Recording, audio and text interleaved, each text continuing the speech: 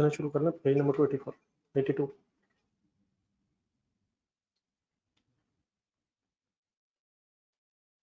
IS 20 से शुरू करो।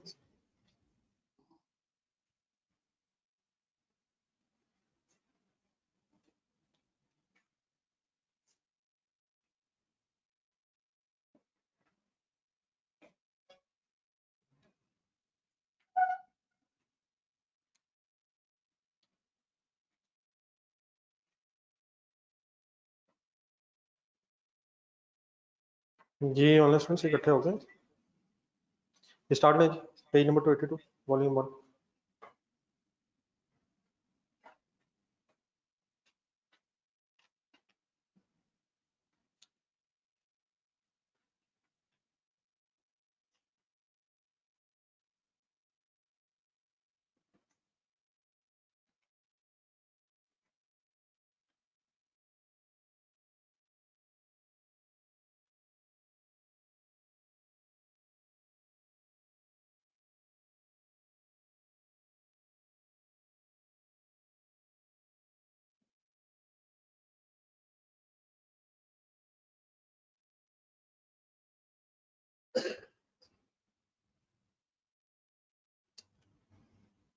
जी ऑप्शन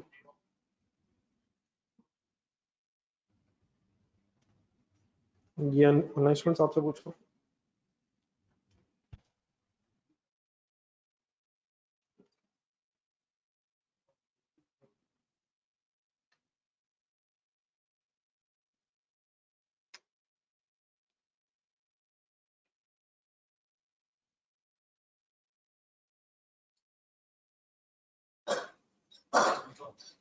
अल्फा नहीं है, पहले सही बता रहे थे।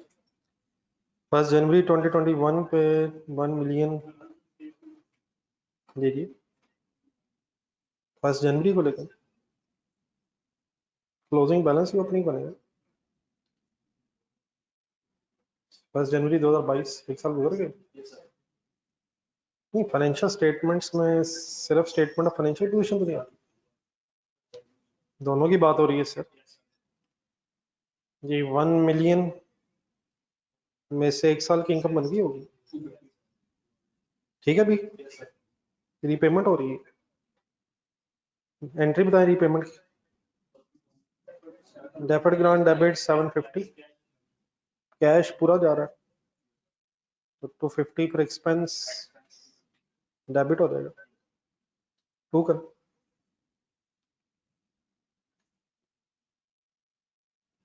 ये वो जरा ग्लासेस पकड़ेगा।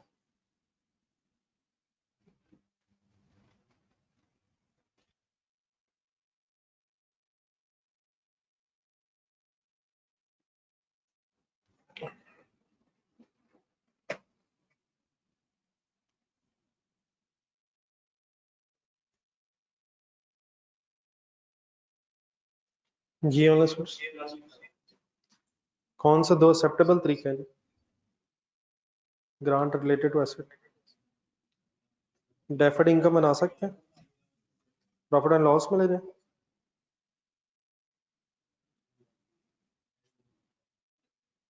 कौन से दो तरीके सही है? ऑप्शन सी ठीक है, ठीक है ना।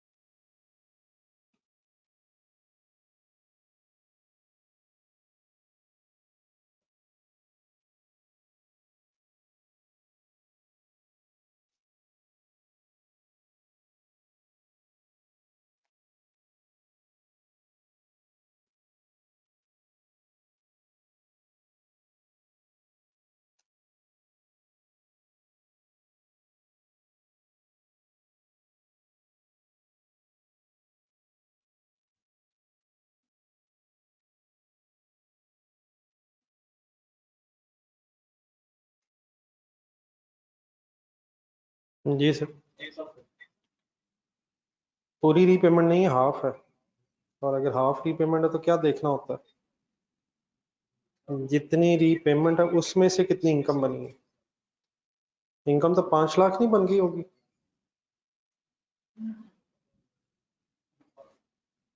नहीं, इनकम तो 5 लाख नहीं बन गई होगी, लेकिन 10 लाख में से 2.5 लाख बनी होगी। ठीक है मन? मन ठीक है सर। सारी रीपेमेंट हो रही है, हाफ हो रही है, तो हाफ में से कितनी इनकम बनी होगी? 2.5 लाख। 4 करें।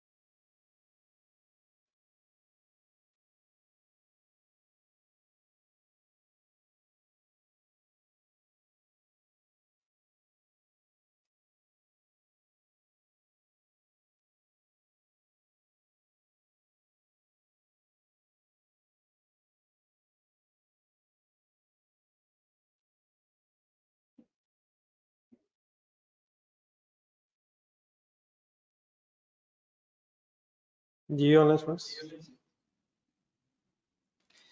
ए में क्या गलती है?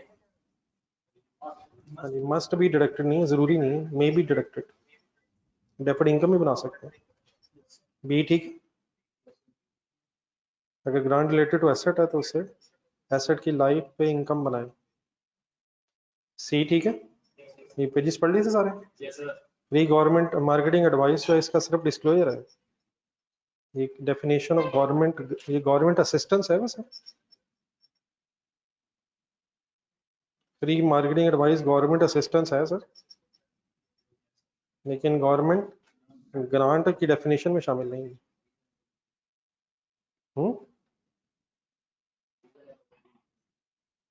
Because reasonable value can not be placed upon them. इसका डिस्क्लोजर होता है वैसे। डी में क्या मसला? प्रायर पीरियड एडजस्टमेंट का मतलब रेट्रोस्पेक्टिवली एडजस्ट करते हैं या करंट ईयर में एडजस्ट करते हैं?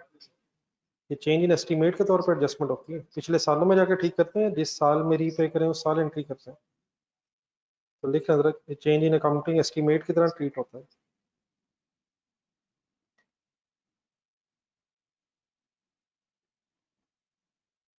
प्रायर पीरियड एडजस्टमेंट कब होती है इन दो सिचुएशंस में? अकाउंटिंग पॉलिसी चेंज हो जाए या प्रायर पीरियड एरर हो जाए। 6 करें।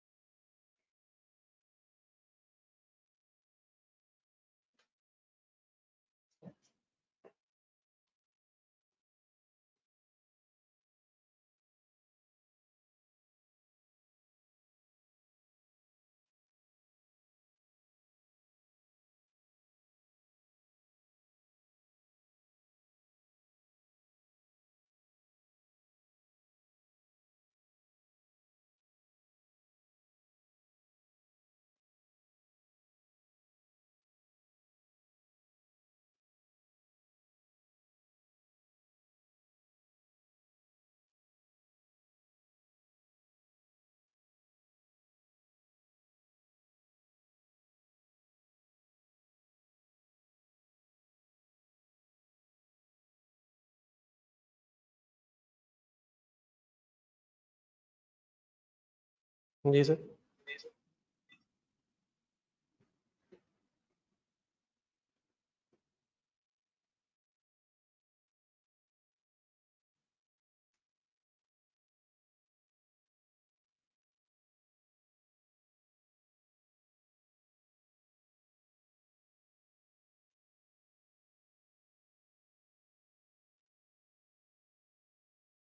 जी ऑनलाइन स्टूडेंट्स,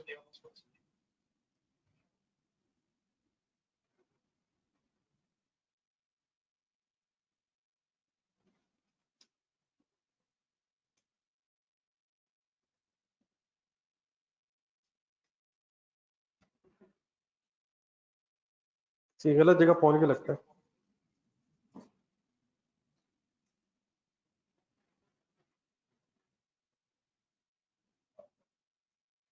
जी 5 लाख,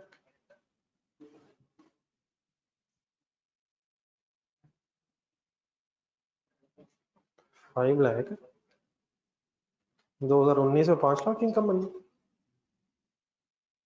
ये सिर्फ किस साल में इनकम पूछ रहा? 2019 में नहीं पूछ रहा, पहले साल दूसरे साल? जाने दे, तीसरे साल यार, खुदा का नाम नहीं है। पहला साल का बैंड होना है सर, ना करें यार, खुदा के लिए। 31 मार्च 2018 19 दूसरे साल की पूछ रहा है। ये किस साल पहुंच गए आप लोग? नहीं कर क्या रहे हैं? ऐसे नहीं होना था रिड्यूसिंग बैलेंस मेथड में? आप लोग क्या कर रहे हैं? नहीं, आप लोग किस चक्कर में पड़े हो? तीसरा साल कैसे? पहला साल का बैंड होगा। 31 मार्च को एंड हो रहा है ना, 31 मार्च 2018 2019। ये हो गया ठीक? कौन सी ऑप्शन बनती है? Any confusion? लिख लो वर्किंग।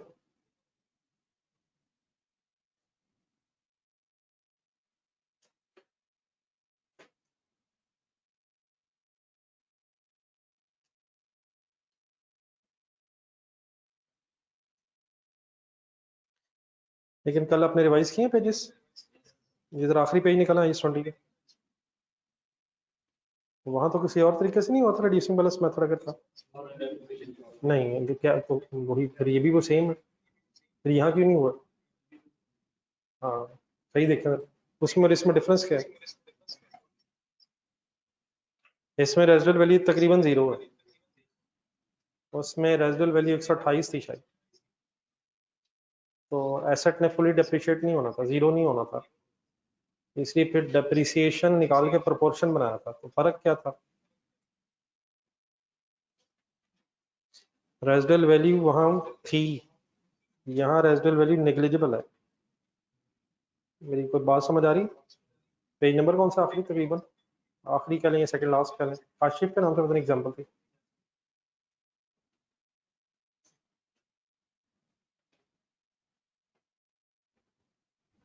बार्ड से पिछला पेज होगा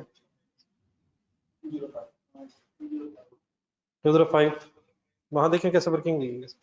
लेकिन आपने रजिस्टर में ना लिखी होगी, किया था रिवाइज? रिड्यूसिंग बैलेंस मेथड था, लेकिन रिड्यूसिंग बैलेंस मेथड में एंड में डब्ल्यूडीवी किसके बराबर होती है? रेजिडुअल वैल्यू के। वहाँ 128 के बराबर एज नहीं थी, तो अगर हम उसी रेट से वर्किंग करते तो गवर्नमेंट ग्रांट में पूरी इनकम नहीं बनना था। लेकिन क्योंकि यहाँ एसेट ने 0 हो जाना इस रेट से, रेजिडुअल वैल्यू क्योंकि नेग्लिजिबल है, इसलिए फिर ग्रांट भी इसी रेट से 0 हो जाएगी। क्या फर्क है उस और इसमें? रेजिडुअल वैल्यू का फर्क है, वहाँ रेजिडुअल वैल्यू है, यहाँ नेग्लिजिबल है। अगर यहाँ भी रेजिडुअल वैल्यू कुछ होती तो फिर वही वर्किंग करते। क्या थी वो वर्किंग वैसे? जितने सालों, नहीं सारे सालों की डेप्रिसिएशन, और फिर उन डेप्रिसिएशन को बेस बना के वर्किंग की अपनी। हमारा इसका पेज नंबर 205 लिखें, और छोटी छोटी चीजें जरा सही फाइनल करें। 7 करें।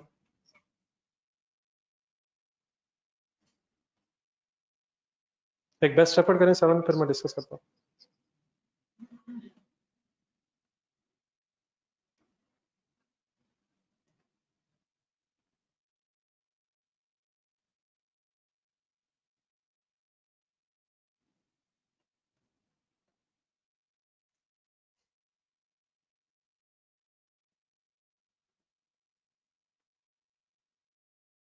जी ऑनलाइन स्टूडेंट्स आ गए 7 पर?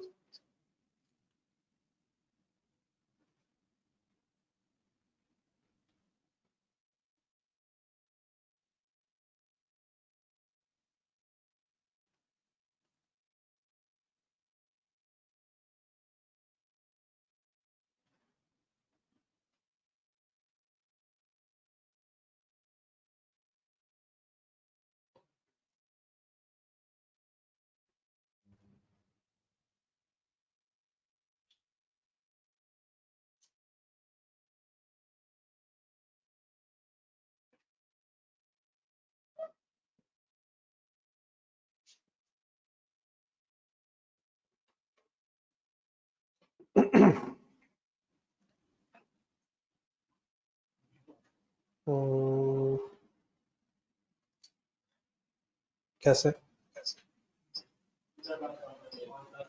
नहीं 15 लाख है ना। डेफर ग्रांट 30 लाख है या 15 लाख है? 15 लाख तो मिला ना, क्या बाकी भी इंशाल्लाह मिल जाएगा। सेकंड लास्ट लाइन अंडरलाइन करें।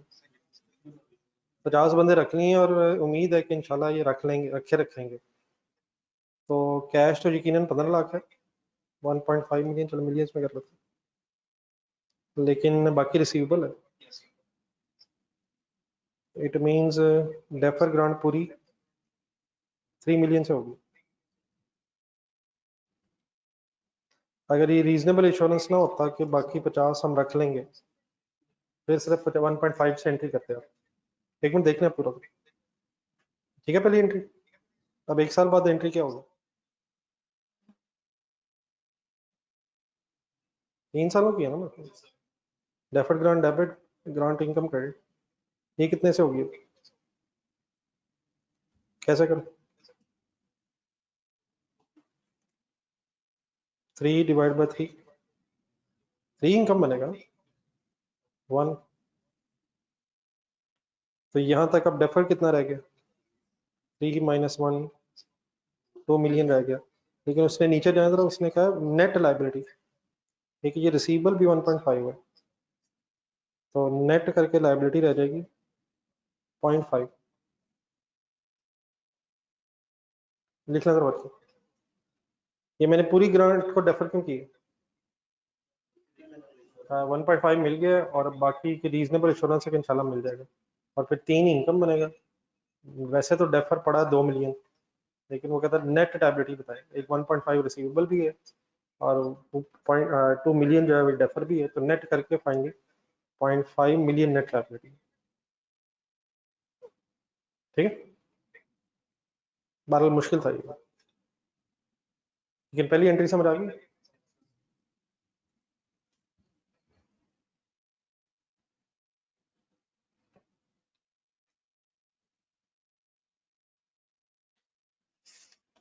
जी 8 करें।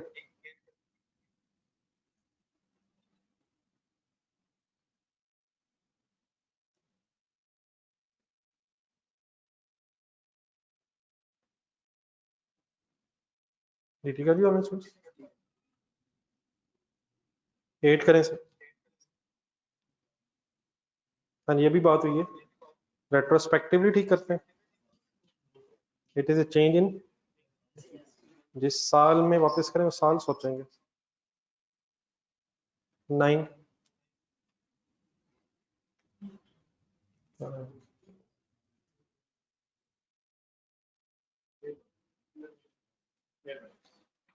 जी वैसे तो ऑप्शन एक और भी है, लेकिन वो यहाँ है नहीं, लेकिन यहाँ नहीं है। इस इन 4 में से फेयर वैल्यू हो सकती है, लेकिन फेयर वैल्यू पे भी हो सकती है, या 10 करें।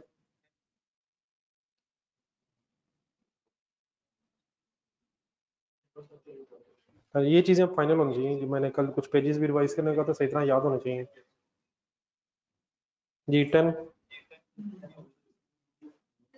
नहीं बता देना। ये ठीक है जी। 11,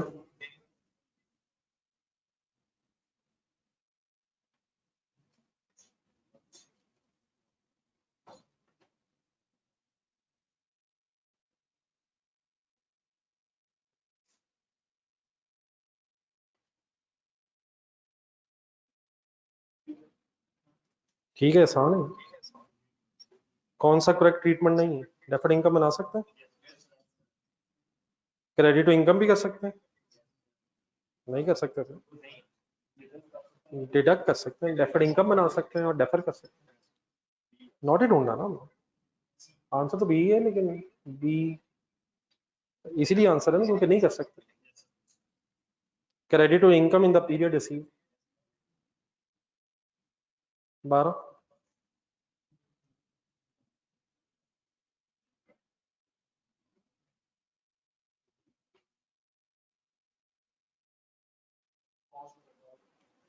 ऑप्शन अदर इनकम बना सकते हैं, एक्सपेंस में से लेस कर सकते हैं। 13।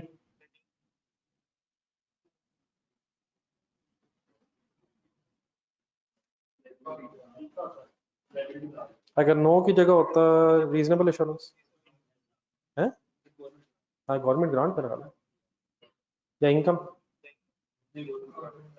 अगर फॉरगिवेबल लोन है और रीजनेबल एश्योरेंस है कि टर्म्स ऑफ फॉरगिवनेस मीट हो जाएंगी, फिर गवर्नमेंट ग्रांट कितना कंसिडर करें। इस वक्त ऑप्शन क्या है? ओके जी, चलो वर्किंग करें। 14।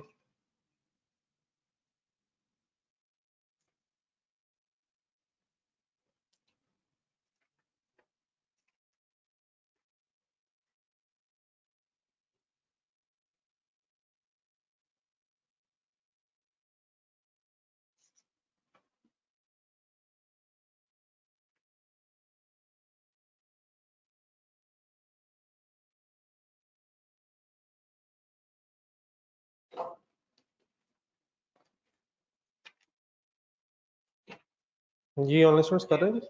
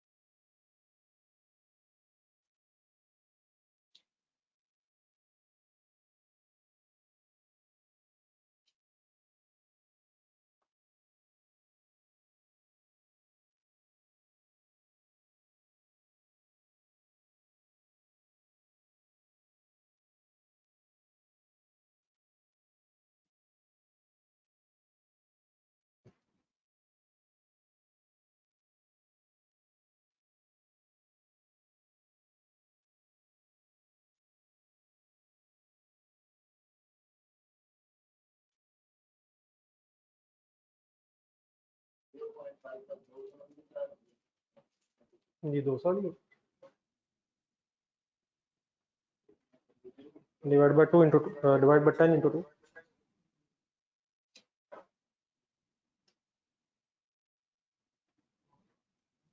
ठीक है सर। जी ऑप्शन 0.5 की एंट्री क्या करेंगे? एसेट डेबिट कैश क्रेडिट, और जितने से एसेट बढ़ाएंगे उतने से फिर डेप्रिसिएशन का भी डिसीजन लेंगे। कितने साल गुजर गए? 19 20, तो डिवाइड बाय 10 इंटू 2।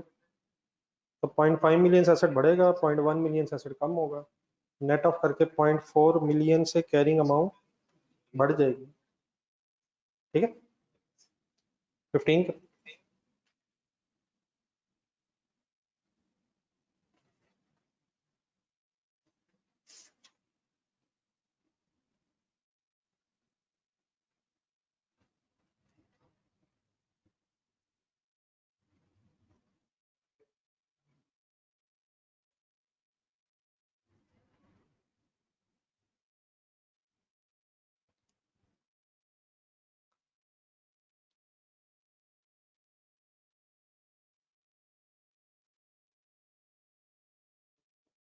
जी ठीक है जी। ग्रांट रेटेड इनकम को अदर इनकम बना लें या एक्सपेंस में सिलेक्ट कर लें। नेक्स्ट पेज आइए 23 नंबर 1।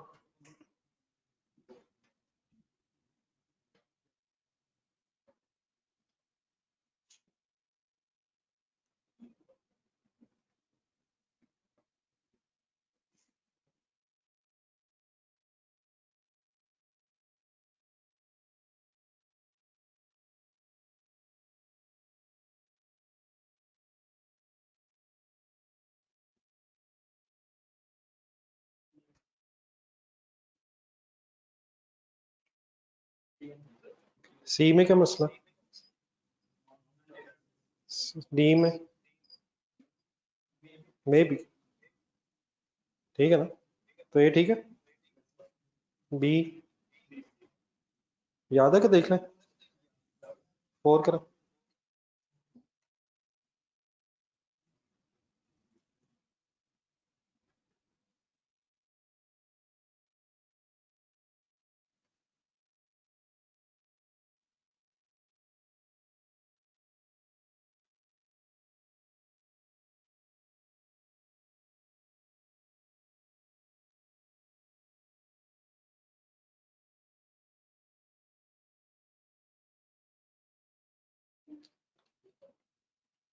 ये अगर कंस्ट्रक्शन से पहले पैसे रिक्वायर्ड नहीं और आपने इन्वेस्ट कर दी, ठीक है प्लीज, प्रॉफिट लॉस में इन्वेस्टमेंट इनकम बनाएंगे। किस टाइम पीरियड में लेस करते हैं? कमेंसमेंट के बाद, सी से पहले पहले, ठीक है। 4 क्या आंसर बना? 9 नहीं, ये तो इसमें तो जाने नहीं, वैसी बात हो रही नहीं। वो प्रॉफिट आफ्टर टैक्स के बाद लिखते हैं, वो तो सिर्फ सरप्लस के एंगल्स होते हैं, तो कल बात कर लेते हैं। 9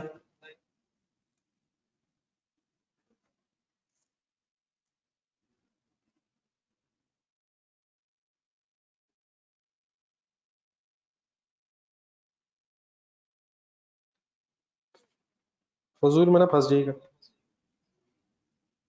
इंटरेस्ट एक्सपेंस बोरिंग कॉस्ट है, तो बोरिंग कॉस्ट फिर क्या है? बोरिंग कॉस्ट फिर है क्या अगर इंटरेस्ट बोरिंग कॉस्ट नहीं है? इंटरेस्ट एक्स नहीं, इंटरेस्ट एक्सपेंस ही उसने ये तो नहीं कहा कैपिटलाइज करना है या नहीं करना।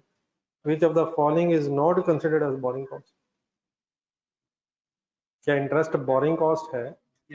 फाइनेंशियल चार्जेस भी बोरिंग कॉस्ट के हैं? फाइनेंशियल चार्जेस भी इंटरेस्ट ही का एक और नाम है।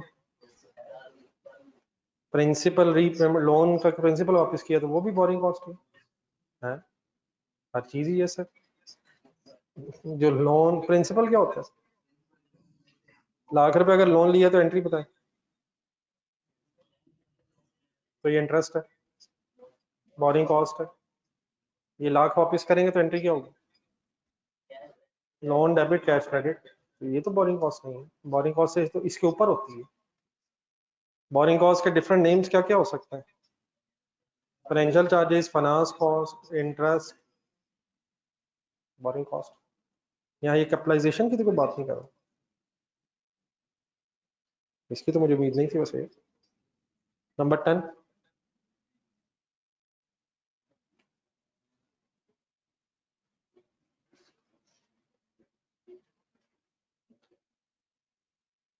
फजूल में गलती ना कीजिएगा। इग्नोर,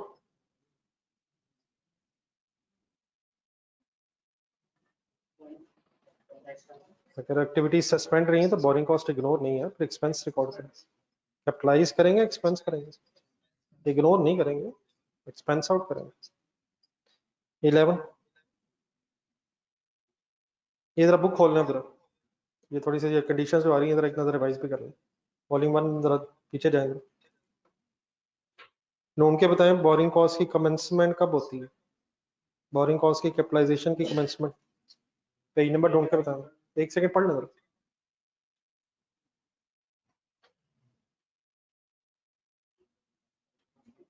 64 नंबर दो लिखी हुई वहां।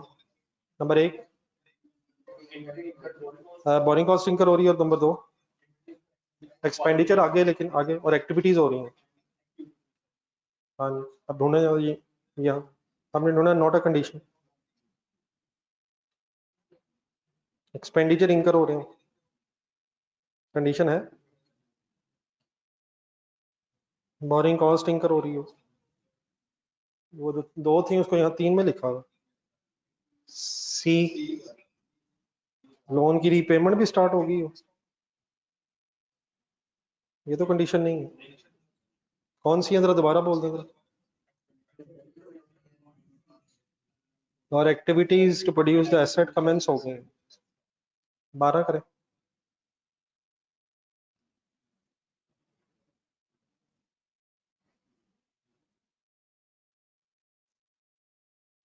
ट्वेंटी सेकेंड सोचने के बाद बताइए।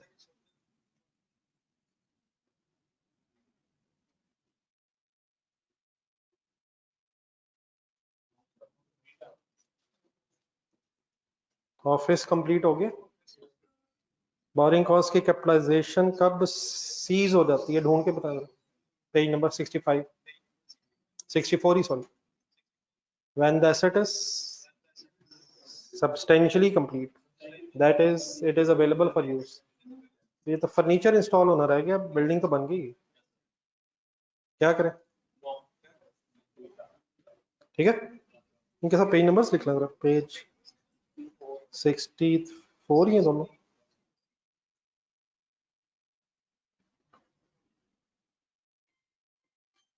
नंबर 13 पहले अपना डिसीजन लेवल में डिस्कस करते हैं। ना करेंगे यार, पेज 63 देखना, अगर ये वाली गलती करेंगे। नॉट अ क्वालिफाइंग एसेट, नहीं बी और डी तो नहीं बताना चाहिए था आपको।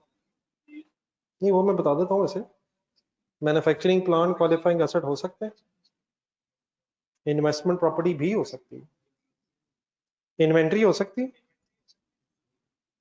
इन्वेंट्री भी हो सकती है, लेकिन यहाँ दो तरह की इन्वेंट्रीज लिखी हुई ये जरा, लेकिन बार पेज 63 देखेंगे।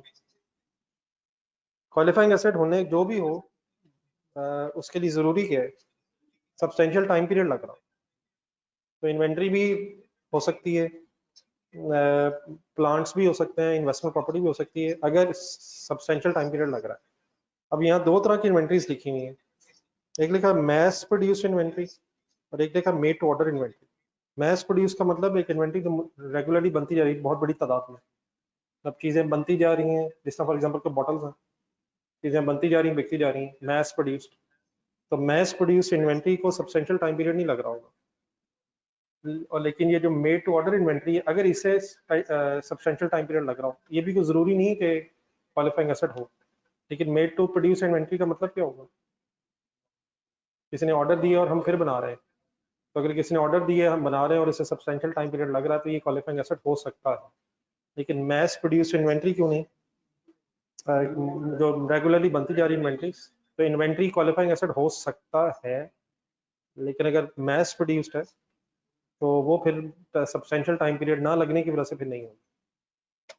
ठीक है, ये पेज नंबर 63 है, इन्वेस्टमेंट प्रॉपर्टी लिखी हुई है,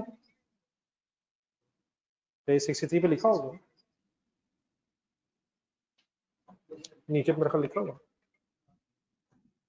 लेकिन बहरहाल ये जो तीन है नीचे बी सी डी, ये क्या हमेशा क्वालिफाइंग एसेट होगा, ये भी कोई जरूरी नहीं है, लेकिन ये हो सकती है मैस प्रोड्यूस में, लेकिन सब्सटेंशियल पीरियड का चांस नहीं। ये अब 14 जरा सही करें,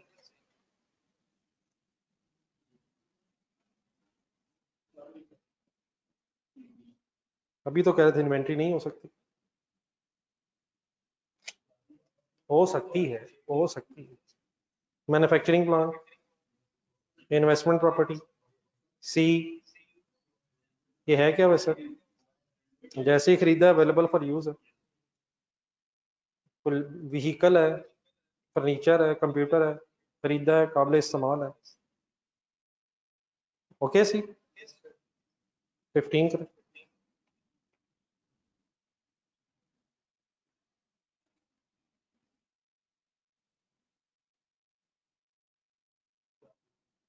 हाँ जी सही है, शुड बी सस्पेंडेड, एक है,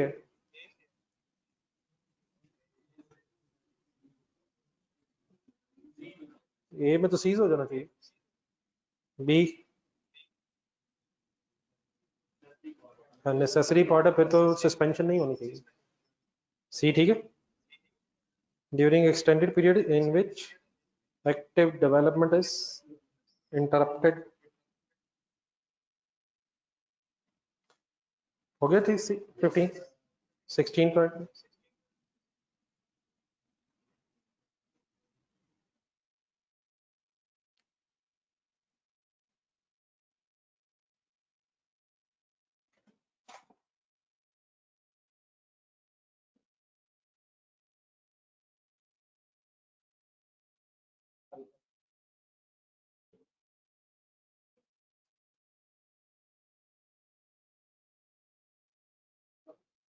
बी में क्या मसला,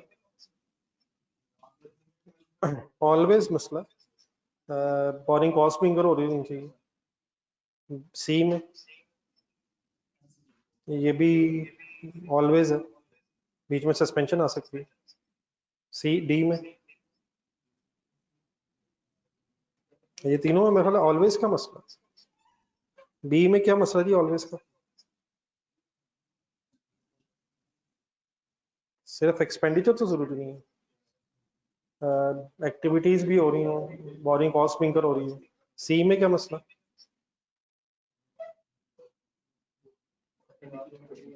सस्पेंशन हो सकती है। डी में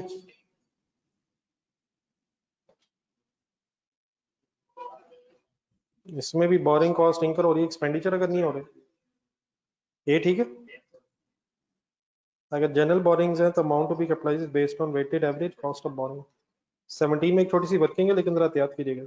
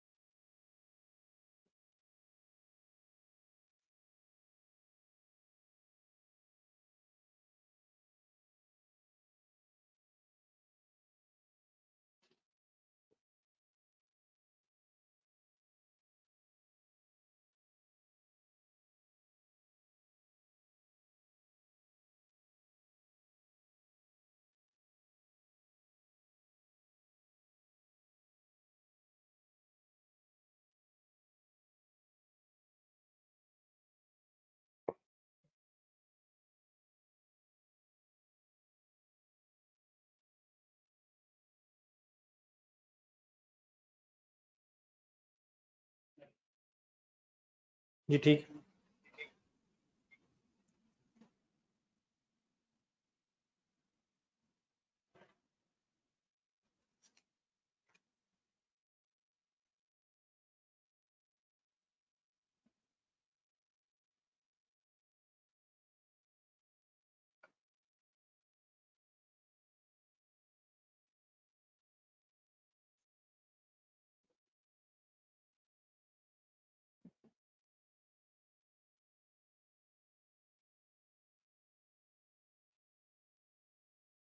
ये होगी वर्किंग। ये स्पेसिफिक लोन है जनरल है जी? कितने मंथ्स लोन पे? 6, ठीक है। कब से कब तक? मार्च, अप्रैल, मई, जून, जुलाई, अगस्त। और सरप्लस फंड्स कितने होंगे? कितने में से? 20 में से 8 इस्तेमाल हो गए, 12 बचे। किस दिन बचे? कितने मंथ्स बचे? मार्च, अप्रैल, मई, जून, गिन लेंगे। 0.9 मिलियन, 0.24, 0.66 हो जाएगा। Option A. ये 6 बता दें कहाँ से कहाँ तक गिने मैंने? मार्च टू अगस्त, और 4 March to June. Any confusion? Eighteen करें।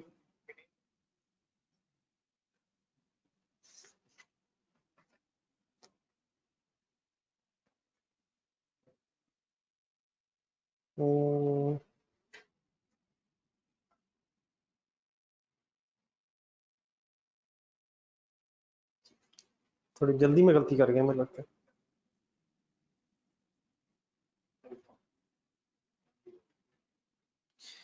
Investment income on the temporary investment of unused funds of general boring. General boring के अगर अनयूज्ड फंड्स पे इन्वेस्टमेंट इनकम हो तो प्रॉफिट लॉस में जाएगी, या बोरिंग कॉस्ट भी कैपिटलाइज में से लेस होगी? वो तो सिर्फ स्पेसिफिक में लेस होती है। पहले पहली स्टेटमेंट ठीक है। दूसरी ऑप्शन ए, पहली स्टेटमेंट गलत है जी? नहीं, क्या गलती है इसमें? पहली ठीक है। अगर स्पेसिफिक बोरिंग्स हो वो फिर अमाउंट टू बी कैपिटलाइज्ड में से माइनस होती है।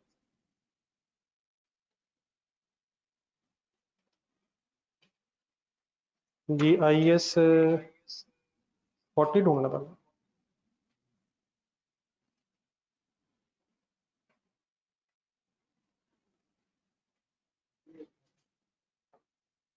पेज 29।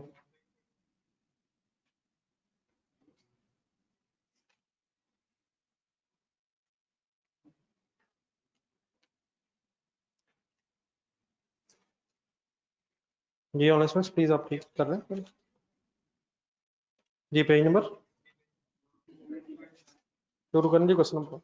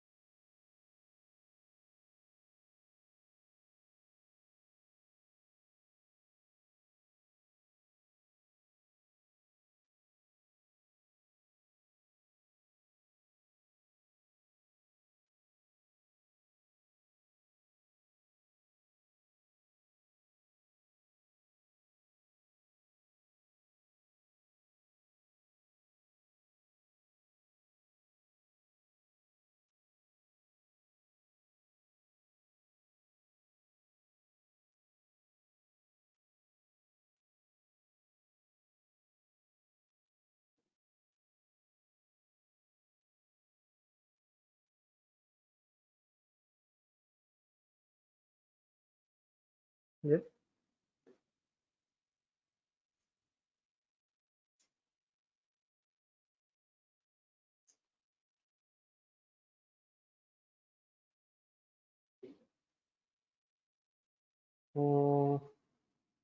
बीटा डेप्रिसिएशन चार्ज नहीं होगा?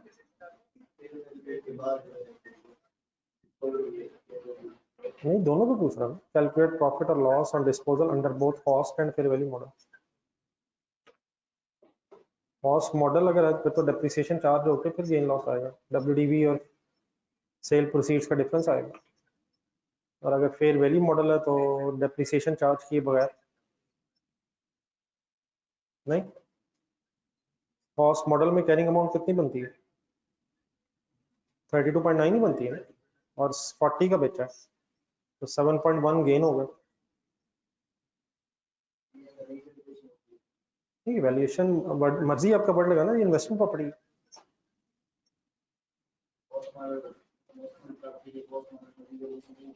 सर ध्यान है सर, ये क्या वर्ड्स बोल रहे हैं? इन्वेस्टमेंट प्रॉपर्टी के कॉस्ट मॉडल में रिवैल्यूएशन नहीं होती, क्या सेंटेंस है? इन्वेस्टमेंट प्रॉपर्टी के कॉस्ट मॉडल में कॉस्ट मॉडल ही होगा।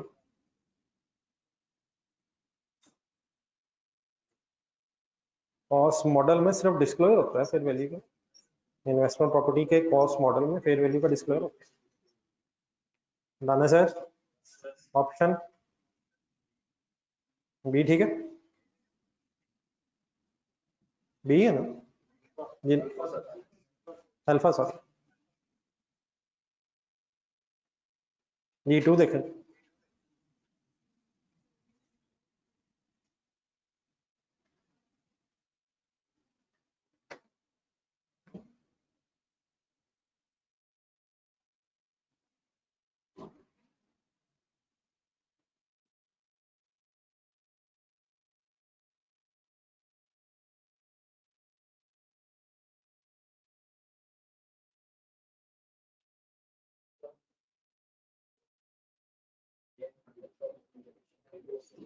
ठीक है सर, सी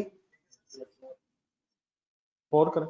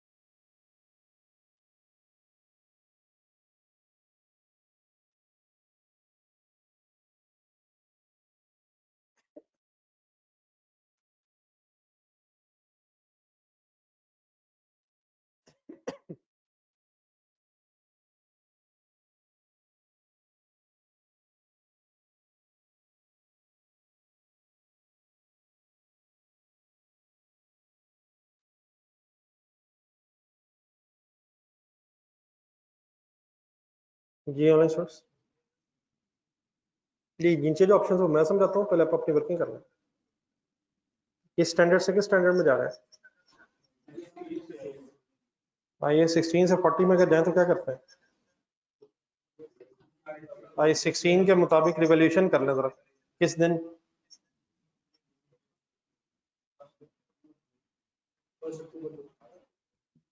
जिस दिन ट्रांसफर है उसी दिन। हाँ जी 1 अक्टूबर कर लें वर्किंग।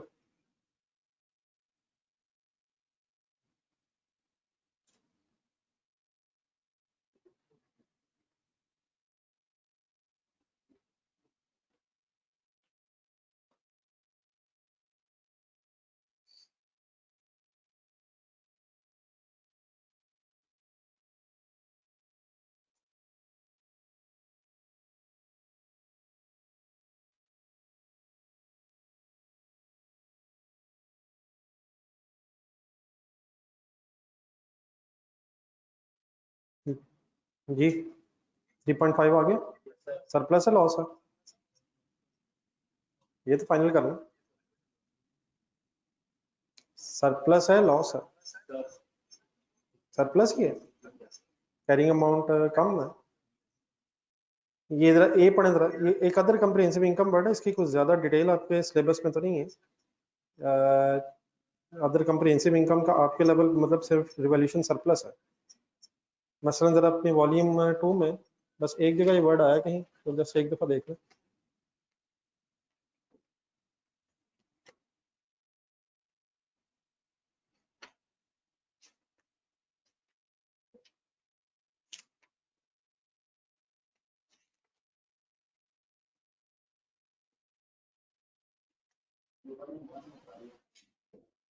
वॉल्यूम 1 में भी शायद होगा, लेकिन यहाँ पे क्वेश्चंस में आया हुआ, मैं दिखा देता हूँ।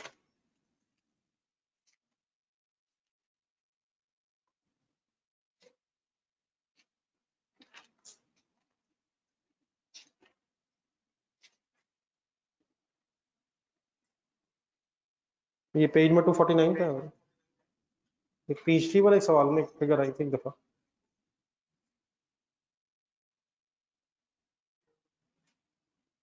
इसके ऊपर जो स्टार्ट में डाटा दिया हुआ क्वेश्चन नंबर 7 में, नेट प्रॉफिट के बाद क्या लिखा हुआ? रिवैल्यूएशन सरप्लस फिर उसके बाद लिखा टोटल कंप्रिहेंसिव इनकम।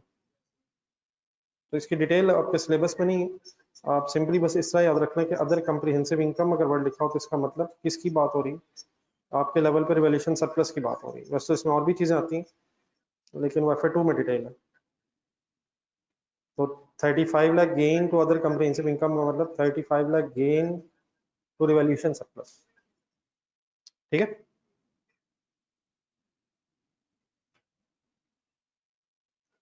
मसलन जरा एक मिनट एंट्री बताएं जरा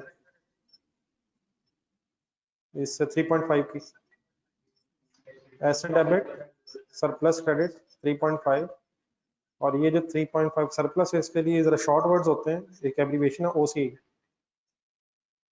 तो अगर इस तरह कहीं लिखा देखा तो इसका सिंपली मतलब revaluation surplus other comprehensive income. बाकी इसकी डिटेल फिलहाल आपके सिलेबस का तो मेजर हिस्सा नहीं है।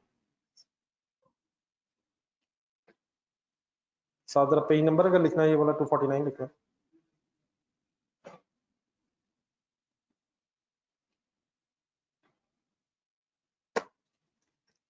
जी 6 कर, वैसे पे कैसे समझ आ गई 6।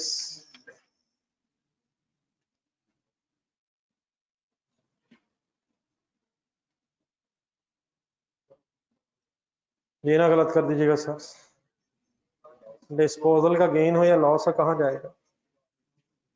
ठीक है, ऑप्शन बी E7।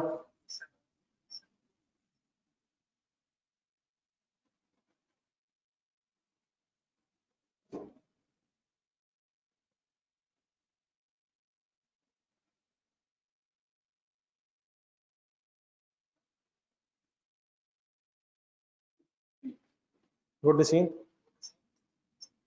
अनलेस ज़्यादा बेचा ना जा सकता।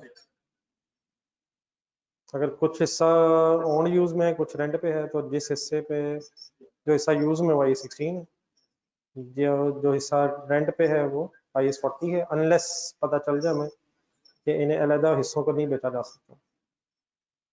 8। ठीक है, इनिशियली लिखा हो, इनिशियली चाहे प्रॉपर्टी प्लांट इक्विपमेंट हो चाहे इन्वेस्टमेंट प्रॉपर्टी हो, इनिशियली कॉस्ट पे ही है।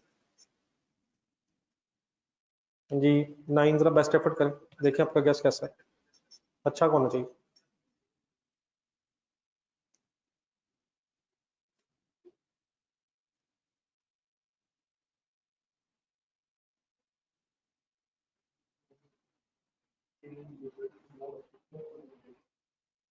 क्या ख्याल है ये ऑनलाइन, आपका क्या ओपिनियन है? सही है, लेकिन बाद में इसको रिवीजन में रखें। जी 10 में गलती करने का खदशा है, 30 सेकंड्स लें।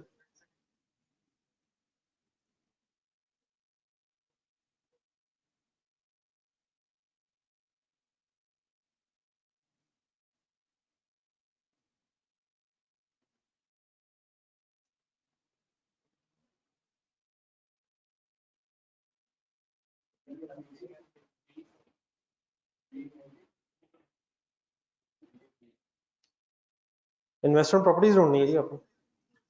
ए इन्वेस्टमेंट प्रॉपर्टी एम्प्लॉइज के यूज में अगर प्रॉपर्टी ओनर ऑक्यूपाइड कंसिडर होती है, IS16 लगेगा। बी इन्वेस्टमेंट प्रॉपर्टी है, सी पे कौन सा लगेगा, IS2 लगेगा। लेकिन लैंड अगर हेल्ड फॉर अनडिटरमिन्ड फ्यूचर यूज है तो इससे फिलहाल इन्वेस्टमेंट प्रॉपर्टी ही समझेंगे। ठीक है, 12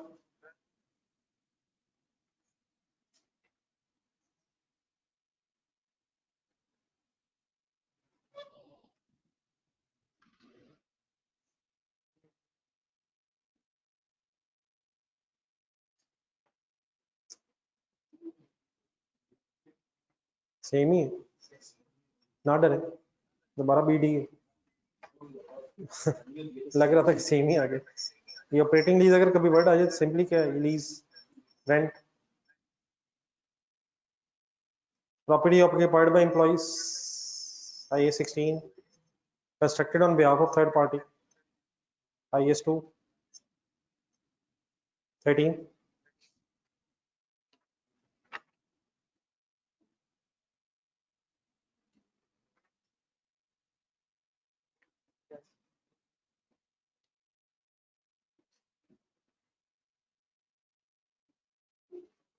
थर्टी सेकेंड और।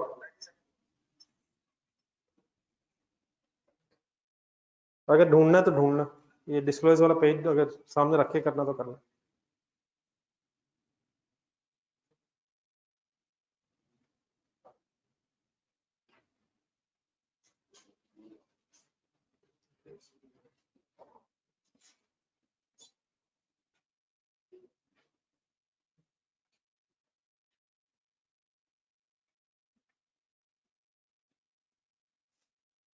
डिस्क्लोज वाला पेज कौन सा था?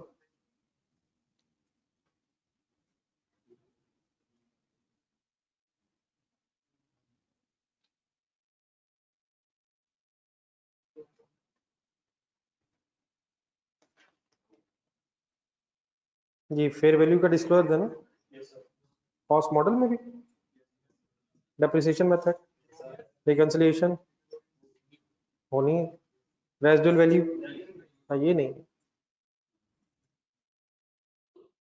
रिकंसिलिएशन तो वही है ना, ये 16 वाली, ग्रॉस कैरिंग अमाउंट और नेट कैरिंग अमाउंट। कि 14 एक बेस्ट एफर्ट।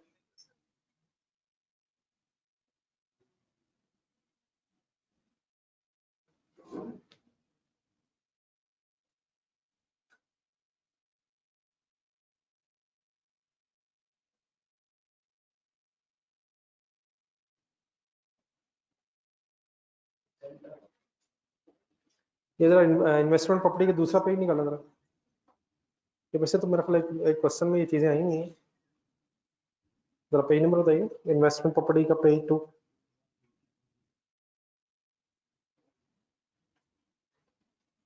उसके दरमियान में जरा देखें,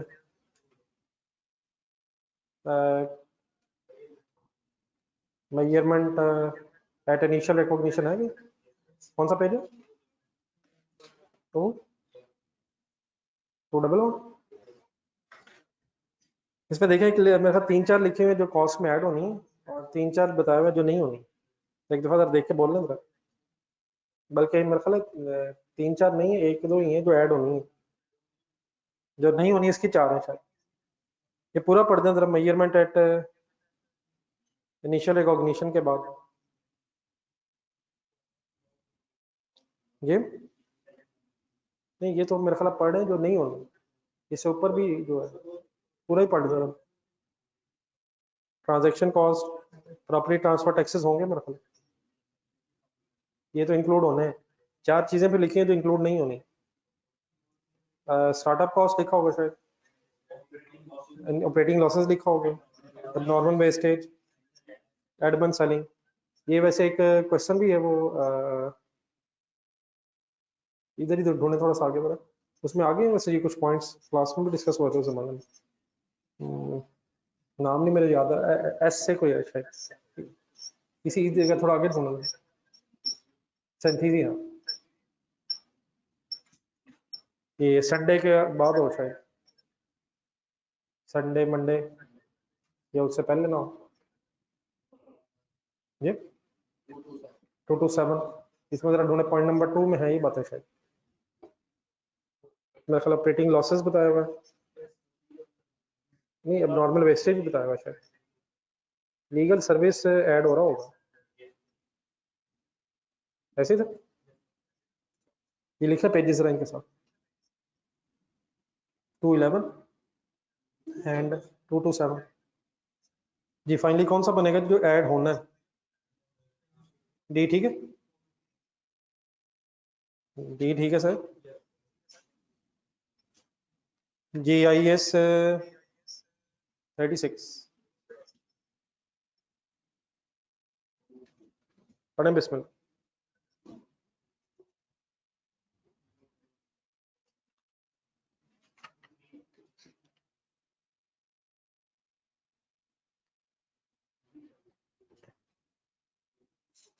पेज नंबर 9 ढूंढना जरा, पेज नंबर 10, साथ देखते जाए जरा, वॉल्यूम 1 नहीं, वॉल्यूम 2, IS 36 रख लें साथ, सही तरह फाइनल कर लें। पेज 10 का स्टार्ट। अगर fair value less cost to sell ना मिले तो वैल्यू इन यूज ही रिकवरेबल अमाउंट है। बी ठीक है। पेज 10 का स्टार्ट।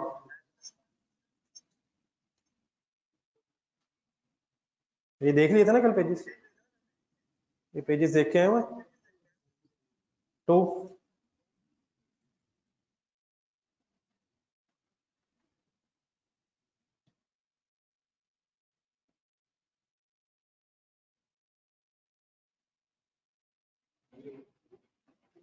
पेज नंबर 8 देखें जरा। इंटरनल एक्सटर्नल इंडिकेशंस में से ढूंढना। Decrease in interest rate indication है, increase in interest rate indication है, increase in market value indication है, डिक्रीज इन है, इंक्रीज इन नहीं है, डिक्रीज इन है। डैमेज एसेट इंडिकेशन है, management intention to reorganise business, ये भी है। देखिए जरा 8 पे, पेज नंबर 8 पे, पेज 8 पे नहीं है इंडिकेशंस। नहीं है, ये इंटरनल एक्सटर्नल उसने नहीं पूछा, वो भी आगे आ जाएगा। अभी उसने पूछा इंडिकेशन ऑफ इम्पेयरमेंट। डैमेज है, डैमेज इंटरेस्ट रेट का डिक्रीज होना इंडिकेशन है, इंक्रीज होना है। और मार्केट वैल्यू का डिक्रीज होना इंडिकेशन है, इंक्रीज होना इंडिकेशन है। और management intention to reorganise business, ये मेरे ख्याल इंटरनल में है, ये पहले में होगा। हाँ, intention to reorganise the business ऐसा कुछ होगा। ठीक है, कौन सी बनी? नहीं, कौन सी ऑप्शन है? सी डी ठीक है। पेज 8 लिखते हैं। 3 ढूंढो।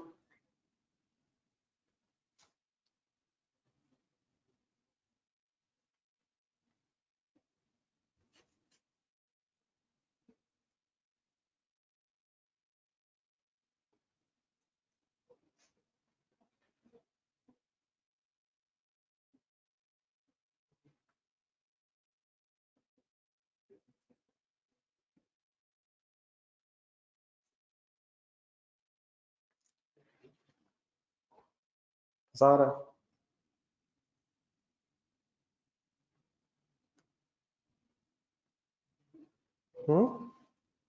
ए है, बी है, advance change in economic performance, C है, पूरा पढ़े ना सेंटेंस, नॉट ढूंढना अपना। डी बिलो लिखा हुआ, ढूंढना जरा ये बुक में, page 8। Carrying amount higher indication है। मार्केट कैपिटलाइजेशन का मीनिंग बताएं जरा देख के।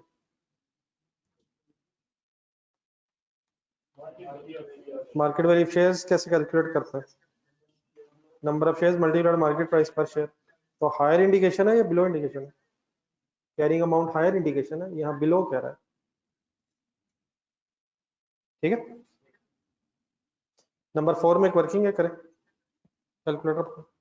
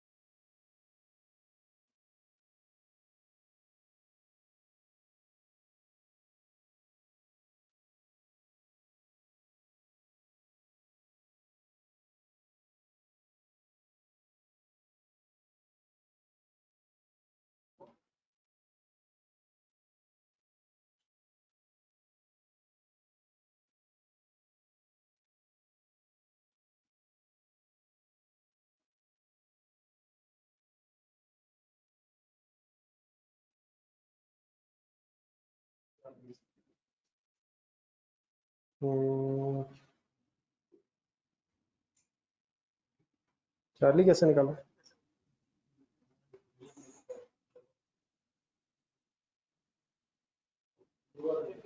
लोअर तो नहीं लेना, जाने दे। लोअर या higher? Recoverable amount is higher यार। ठीक है जी बी।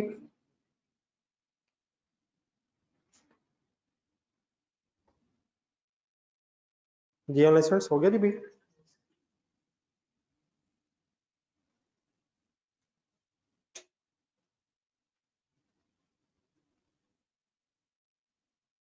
फाइव देखें, फाइनल करें तो सोच के। Not an indicator.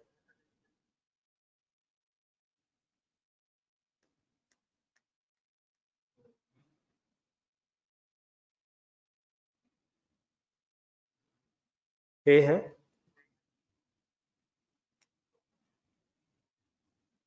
Adverse impact. B है, सी है, डी इन्वेंट्रीज की कोई बहस नहीं है। ठीक है फाइव। सी जरा अपना गेस लड़ा है बिस्मिल्लाह पढ़कर 10 सेकंड्स के बाद।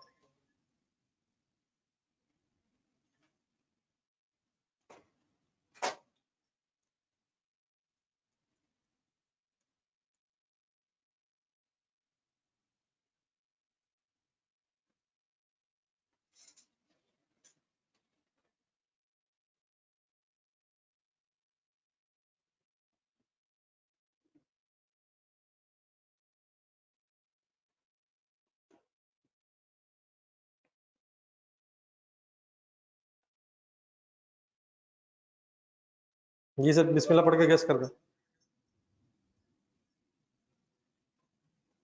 अल्लाह मालिक, देखते हैं गेस कैसा रहता है।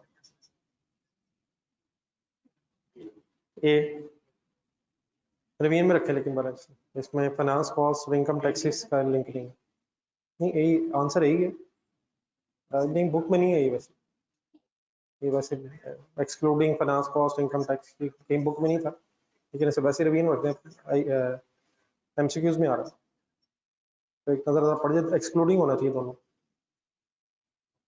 वैसे वैल्यू यूज में है लेकिन 12 8 करें, ये ना गलत कीजिएगा।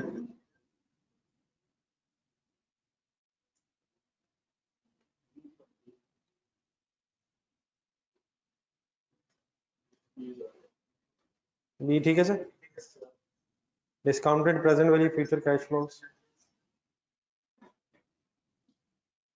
Okay sir B. 9 best effort.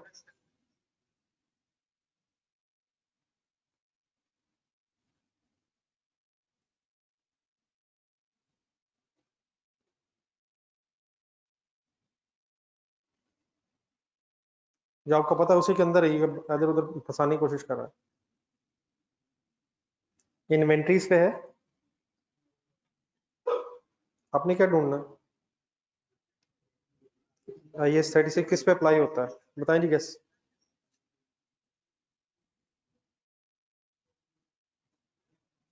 ये ऑनलाइन स्टूडेंट्स नहीं, बीटा नहीं है, असल में फाइनेंशियल एसेट्स में और चीजें भी होती हैं। ये आईएफआरएस 9 है, डी है। आप अपने लेवल पर अगर सोचें तो डी है। फाइनेंशियल एसेट्स में रिसीवेबल वगैरह भी आता है।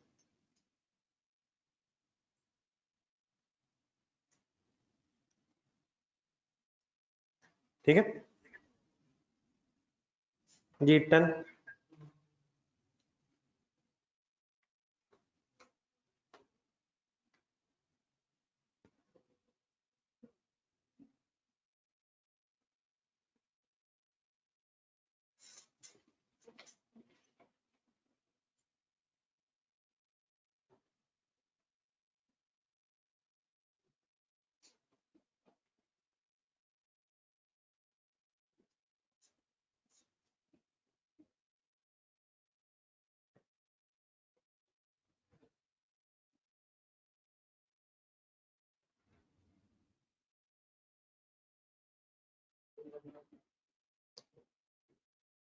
ना करें यार, ये नहीं गलत होना चाहिए इसमें।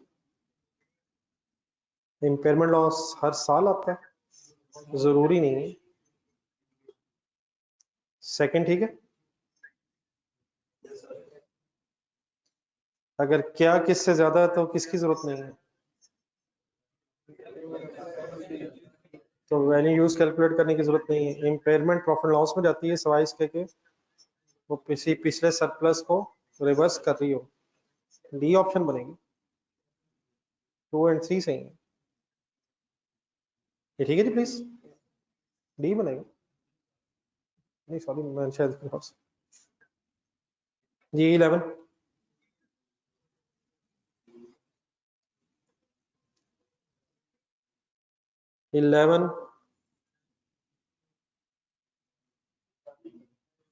ये ना गलत कर दीजिएगा यार। अब 13 में एक्सटर्नल इंडिकेटर ढूंढने हैं 2। जुबानी करें, मेरे ख्याल आप ढूंढ लेंगे, अभी आपने किए। हाँ जी, ये 2 तरह के इंडिकेटर्स है ना, एक्सटर्नल और इंटरनल। एक्सटर्नल ढूंढना है।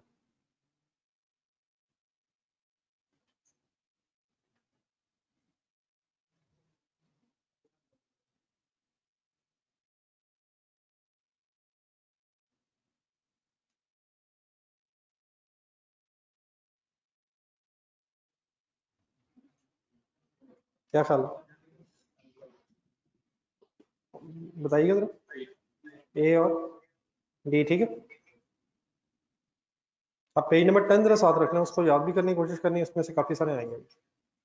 Page number 10, cash flows to be excluded, ऊपर नीचे। पहले वैसे ट्राई करें नंबर 15।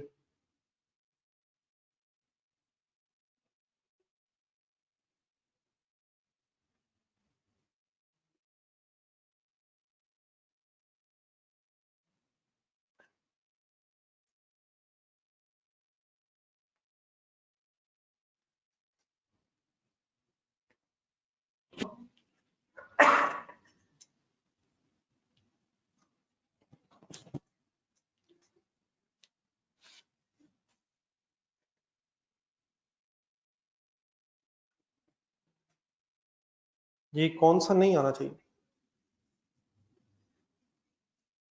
हेल्प ले लें जरा पेज नंबर 10 से।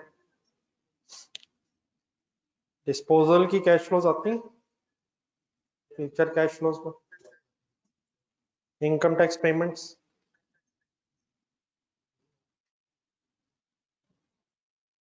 Cash flows from sale of assets produced by asset, cash outflows on the maintenance of asset.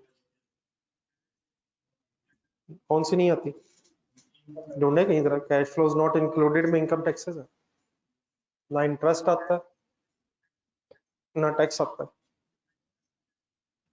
मिल गया कहीं, before tax before interest. Please मिल गया सर, किस पेज पे। सोच के 21 करना है, आंसर बताने से पहले कहीं ढूंढ भी लीजिएगा, इसमें गलती नहीं होनी चाहिए, बल्कि 21 और 22 दोनों करना है। अगर कहीं से ढूंढना है तो ढूंढ भी लीजिएगा।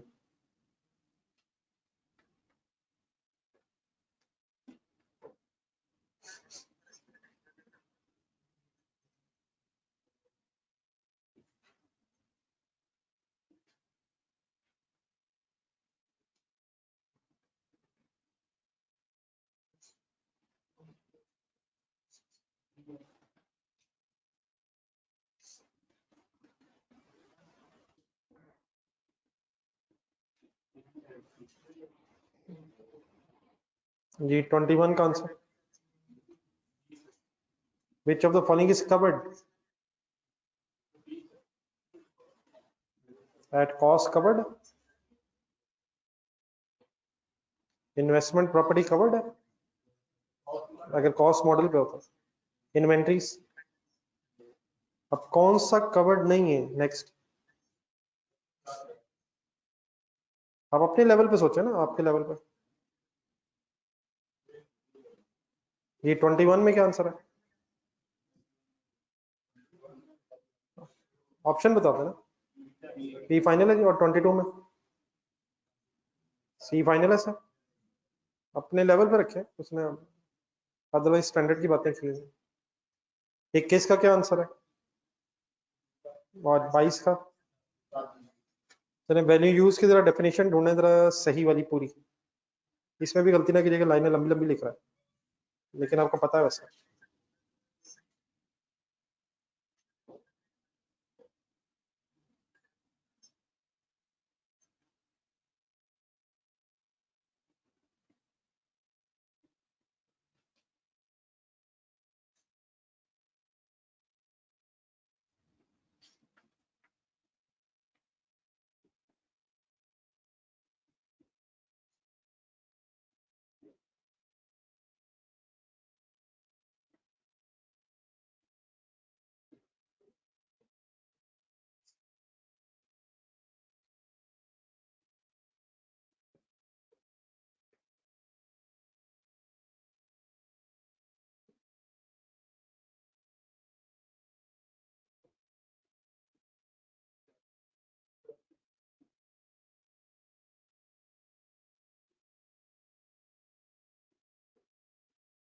जी पहले दो में क्या मसला, आखिरी में क्या मसला? फ्यूचर कैश फ्लोज की डिस्काउंटेड प्रेजेंट वैल्यू लेते हैं, ठीक है सही। 25 करते हुए जरा पेज से हेल्प ले लें, पेज नंबर 10 से दोबारा पूरा ऊपर नीचे ढूंढ के कहीं से।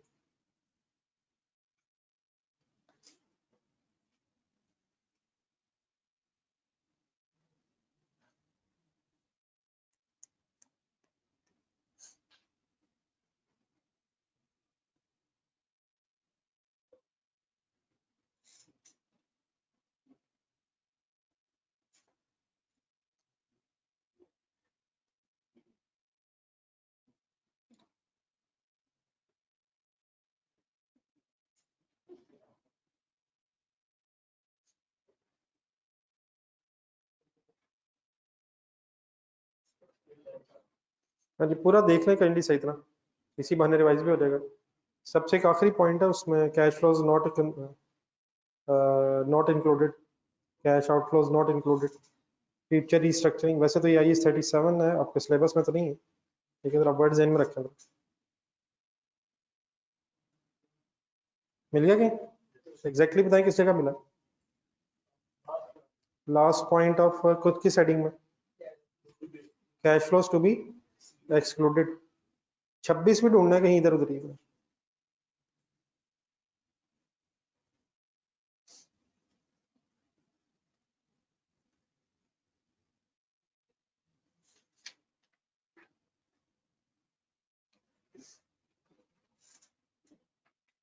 ये भी शदीद रट्टा है, ये ढूंढना इधर मिल जाएगा, मेरे ख्याल आखिरी पैराग्राफ है शायद। जी ऑनर्स नहीं, प्री टेक्स्ट तक तो मेरा ख्याल आपको पता है, लेकिन आगे कौन सा प्री टेक्स्ट? पढ़ के जरा ढूंढ के, पेज 10 पे देख के। नहीं पेज 10 से पहले हेल्प लें जरा।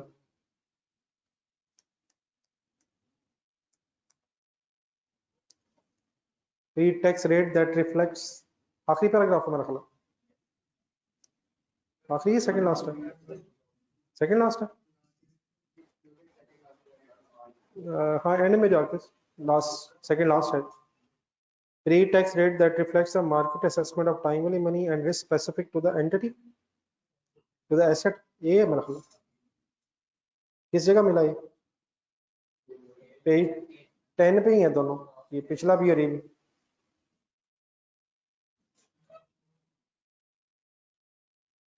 ठीक है ऑप्शन है, तो ये 3-4 हैं जो जरा रट्टा मारने वाले हैं।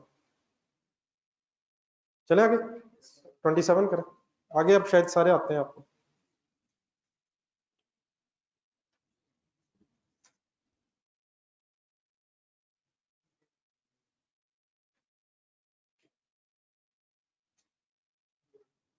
ये ना गलत कर दीजिएगा।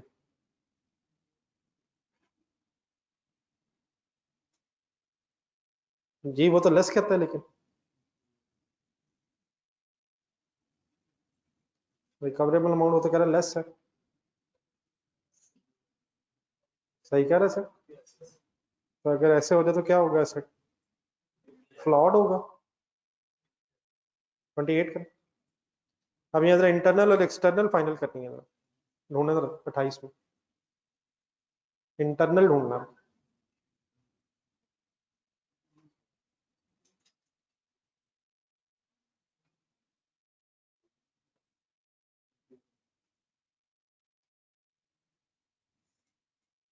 जी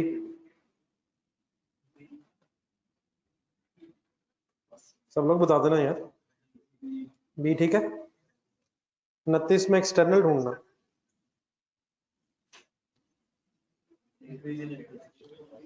ऑप्शन सी 30 10 सेकेंड्स में करना।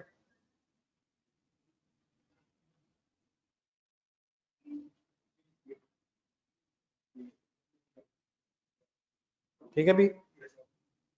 31 करते हुए पेज 9 से अगर हेल्प लेनी तो ले लें,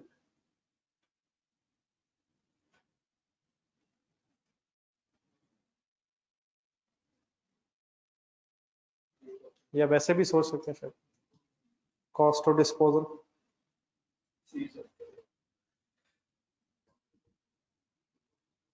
cost to dismantle the machine हो सकती है। ऑक्शनर फीस मीन नीलामी के पैसे। ट्रांसपोर्ट कॉस्ट कौन सी, कैरेज इनवर्ड्स या outwards? Carriage outwards. C tick लगाना। आर लिखने साथ। 32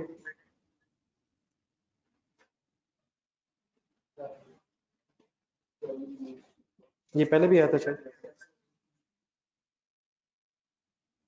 37 में एक वर्किंग है, गलती ना कीजिएगा, कैलकुलेटर पकड़े।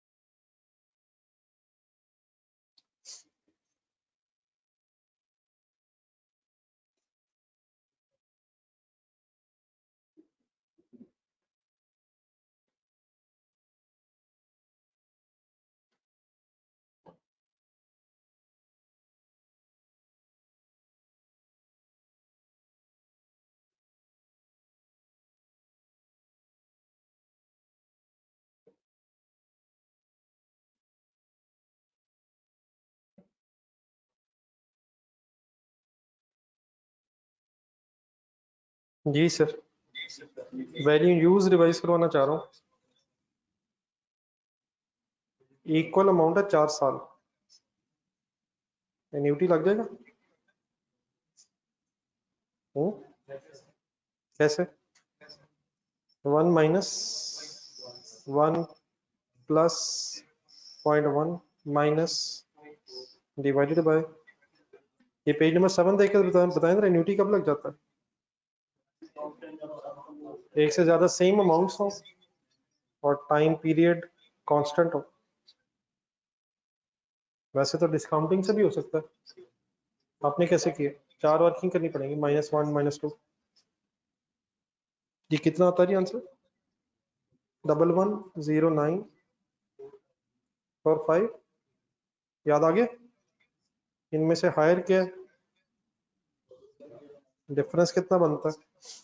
ये अप्रोक्सीमेटली भी बनेगा 3,90,000 समथिंग। ठीक है, बट आखिरी 3 जरा इंडिविजुअली करें, पहले करें फिर मैं डिस्कस करता हूँ। इंटरनल एक्सटर्नल जरा फाइनल करना, बल्कि सॉरी 38 से कुछ और है।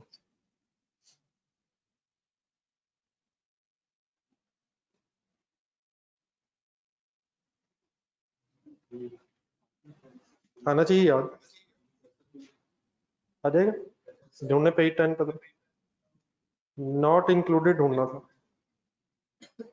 एसेट को किस कंडीशन में देखना होता है? करंट कंडीशन में। तो कौन सी फिगर नहीं लेंगे? ठीक है, बी 40 करें, एक्सटर्नल ढूंढेंगे।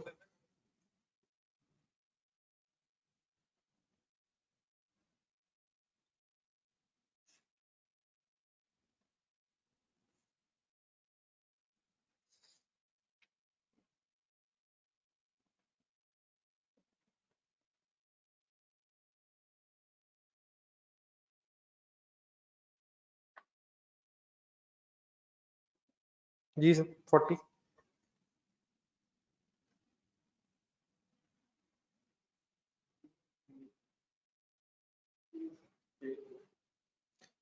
फोर्टी एट ठीक है।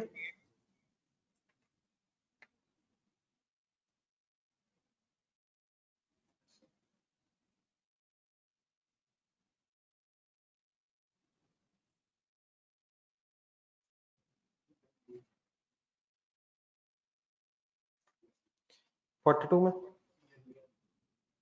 कुछ याद हो गया?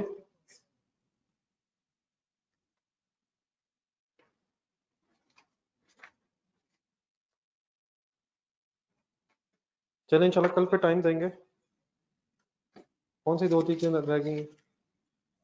आई 16 और करेक्शन ऑफ एरर। आई 16 तो फुली बहुत दफा किया हुआ। करेक्शन ऑफ एरर जरा ढूंढना, इसके 2-3 पेजेस जरा रिवाइज करके आइएगा। करेक्शन ऑफ एरर वॉल्यूम 2 जरा ढूंढना,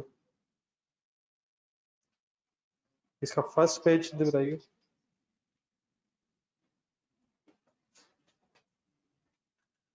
एटी थ्री था, 80 था, 101 102। और दो क्वेश्चन जरा रिवाइज कर लें जरा। एक टिमोथी, और टिमोथी से अगला कौन सा था?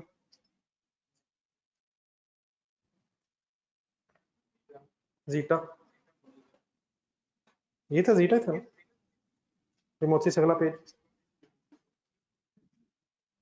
ये दो जरा रिवाइज भी कर लीजिएगा। चलें इंशाल्लाह फिर कल वाइंड अप करते चाहिए। हाँ जी, ये इसी आगे हो गए इधर जी। हाँ जी, इन्हीं से अगले पेजेस पे। चलें इंशाल्लाह फिर कल मुलाकात होती है। ठीक है जी, ऑनलाइन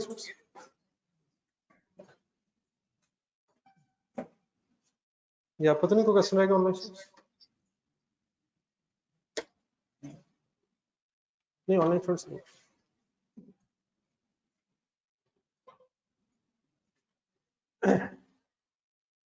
एक क्वेश्चन जरा और भी फाइनल हो गया वो, जरा एक सेकंड में, वो मेसोपोटामिया हो गया वो फाइनल? जरा पेज नंबर बताइए, जरा उसको भी देखते हैं कल, बताएं अगर उसमें आपका मसला रहेगा। मेसोपोटामिया का वॉल्यूम 2 में पेज नंबर बताइएगा। 263 है। कर लिया मैं कंप्लीट, जरा फाइनल कर लें एक दफा दोबारा। कोई इशू अगर रह जाएगी तो बताइएगा। बोरिंग कॉस्ट, इन्वेस्टमेंट प्रॉपर्टी है 264 का जा रहा है। ये भी रखना जरा, फाइनल करना, अगर कोई इशू रहेगा तो मुझे कल बताइए। अल्लाह हाफिज़।